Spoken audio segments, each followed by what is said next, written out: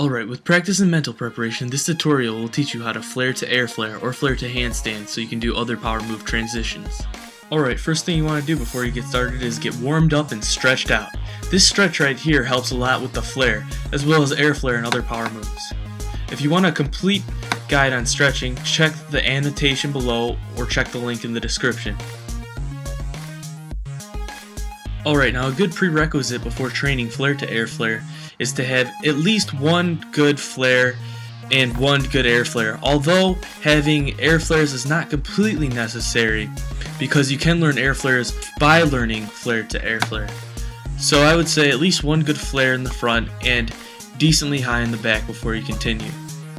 For a complete flare airflare tutorial, check the annotation below or the link in the description. But now we will continue on to moving flare to airflare and flare to handstand. Now I spin counterclockwise, so the rest of this tutorial will be taught in counterclockwise. If you spin clockwise, just use opposite arms and legs. Now to generate enough force to flare to airflare, we're going to have to focus on keeping our arms very tight, our abs very tight, controlled, and kicking extra hard. For counterclockwise spinners, you're going to want to especially kick extra hard with your left leg when you're coming around to the back with your flare. And you want to take your right leg and you want to kick it in while bringing your left arm over. For clockwise spinners, just use the opposite arms and legs that I just explained. Alright, let's take a look at the first initial steps, and I'll point out a few things that can really help you get to flare to airflare from flare to handstand. So looking at that clip again in slow motion, you'll notice that my left hand isn't going down in the same spot it initially started in. Rather, it's coming back a little bit more, allowing my lower body to come up higher in the back as I have more time to contract my abs. So take a look at my left hand. Notice how it starts more in the front, and then as I go around to the back, it's more in the rear. Notice how this allows my lower body more time to get higher in the back so I can continue to airflare or handstand. So lean towards your right arm just a tad longer to let your left arm go back. If you don't give your left hand enough time to go back further, it might not let your lower body get high enough. It might look something like this. If you have this problem, then consider letting your left hand go back further like shown before, considering you're already kicking and pushing hard enough. So work on letting your left arm hesitate a little bit before it comes down and flexing your abs so you can get higher in the back. So flex your abs like so, but you also at the same time want to keep your right arm extremely tight and push down. You may want to go over these motions from the ground without doing a flare, just like so you can get used to the forces you need to put on your specific limbs. One more thing that can really help you get high in the back is think of a dipping motion, or reaching over high over your body with your left arm.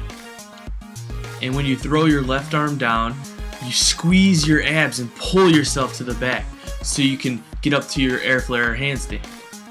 But when incorporating this dipping motion, it's extremely important to keep in mind to keep your right arm super controlled and tight and push down so you don't lose your power or shoot off to the side. Keep it controlled, flex your abs, keep your whole body tight, commit. Alright, now that you got enough height in the back, you can continue to airflare, but there's a few things to keep in mind. When you get to the back, it'll help to think about immediately activating your right leg as soon as my left hand touches the ground.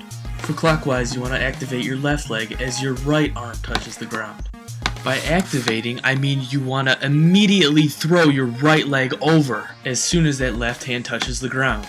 Now equally as important, you want to activate your left leg as soon as your left arm touches the ground as well. But instead of going over, your left leg is going to swoop under and up to give you lift to your airflare. So altogether, right when my left arm touches the ground, I activate both legs, swooping with my left and kicking over with my right to get me into an airflare successfully.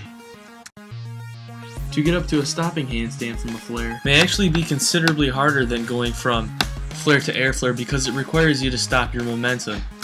Stop your momentum by flexing your abs and remaining super tight with your left arm and your right arm.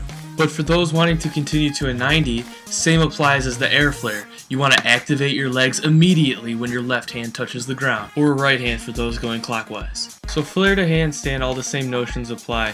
You want to kick up extra hard and kick in extra hard, letting your left hand go back so you can get up higher, flexing your abs to bring yourself up, but you want to stop your momentum with your left arm, which might be a little bit harder for some.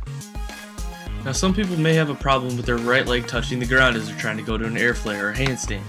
If this doesn't bother you, then it's okay, you can continue doing this. But if you want to get rid of it, I suggest trying to get rid of it early on so it doesn't get stuck in your muscle memory.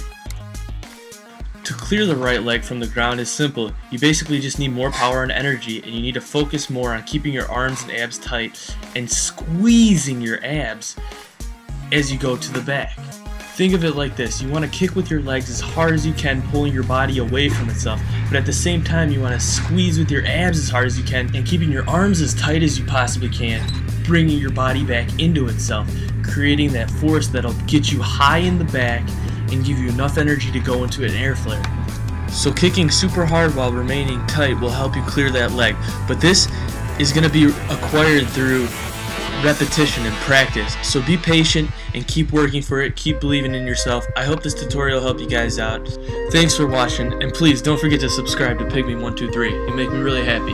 Thank you. Peace.